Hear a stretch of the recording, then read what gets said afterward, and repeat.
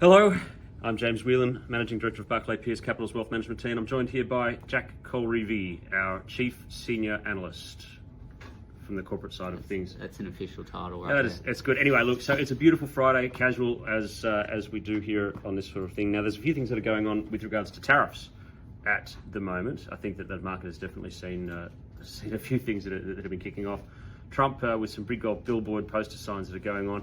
Some absolutely completely arbitrary numbers it seems to have just made up.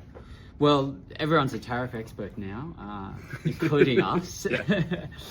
Look, in terms of my opinion, I think it's all sort of overblown, especially from an Australian perspective. I mean, we got stuck with the 10% tariff.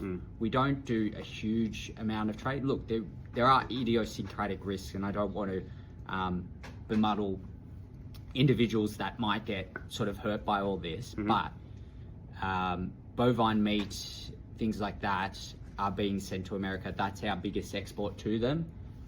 All the other countries are getting at least 10% tariffs. So what that's going to do is just increase the price in the US, and it's going to be across the board. So really what Trump is doing is shifting to a more consumption tax focus, and what he wants to do is take away income taxes.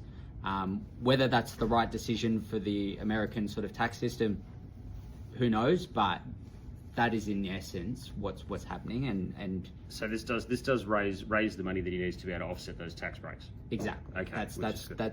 That's the plan. And also, if you think that his secret agenda was to get rates down, there's now 4 rate cuts that are factored in for the next 12 months in the US. Well, it's not a secret agenda. Secretary Bessent has come out. The way of doing it, yeah, okay. We have a lot of debt. We need to decrease that debt, and then we also need to bring down the cost of that debt. And so, mission accomplished there. And look, Buffett looks like a complete genius at the moment, holding all his T-bills. When doesn't he? He's got a huge capital gain there, and huge amount of cash. So I'd be looking to see when he enters the market. I think that'll be a good sort of indicator on things. You know that everyone's going to follow that one in there. So let's talk about specific sectors that you might want to have a look at to be adding to or reduce exposure to. Anything there? Tech and semiconductors? I mean, looking from an Australian perspective, we've talked about the agricultural exports. People still need to eat, so it will go there. If Americans aren't buying, there are plenty of other countries that will buy our agriculture. Number 2 is precious metals and things like that, which is mainly gold, and that's been exempted. And then you've got a lot of inelastic things like medical devices. We export a lot of medical, like plasma and things like that, CSL. Yep. You know, that if that goes up by 10%, unfortunately people are going to have to pay more, but you've got to have it. So what are you going to do? So I think in terms of impact on Australia, it's going to be minimal. I think it's overblown. Unfortunately, there is a large correlation between our market and the US market in terms of stock markets, which is why you're seeing all this sort of price volatility. But I think this is a great time in order to look at your individual stocks and see the ones that have been overblown, and you're able to sort of enter and reallocate at some pretty attractive prices. That's sort of my thought process. Well, I think there is a point to go into, seasonally speaking, even if this doesn't happen too, over the last 20 years, right now, about this time, beginning of April, my goodness, is the time to re-enter the market. We've had a pretty ordinary first quarter.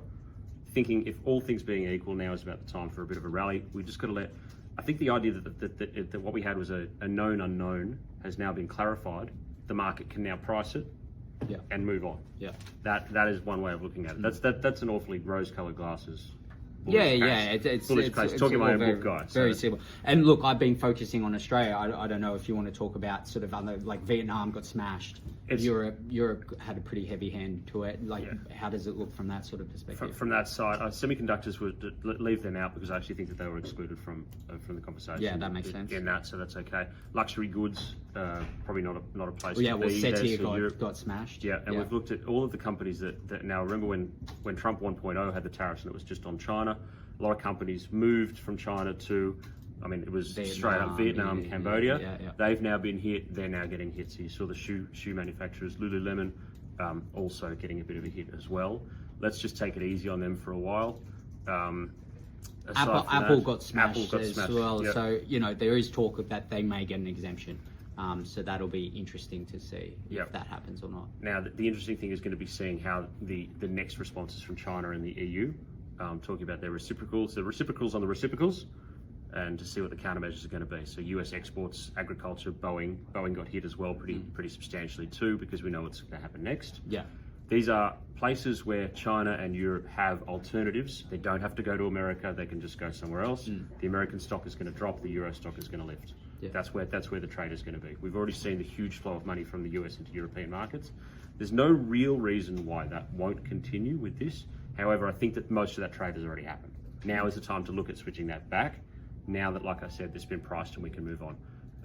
We're going to look at the retaliation from Europe on auto tariffs, luxury goods, and agriculture as well. So I think that US agriculture is probably going to take a bit of a hit. Where's the beef? And there are some good companies on that. I don't think I'd be buying some of the things that I've bought and loved since 2020, like food, tech, those sorts of things. I'm just going to take it easy on some of those ones from America and pick and choose where I can be. All right, that sounds good. All right. Yes, thank you for joining us on this impromptu Friday afternoon conversation. Stay safe and invest well. Have a good weekend.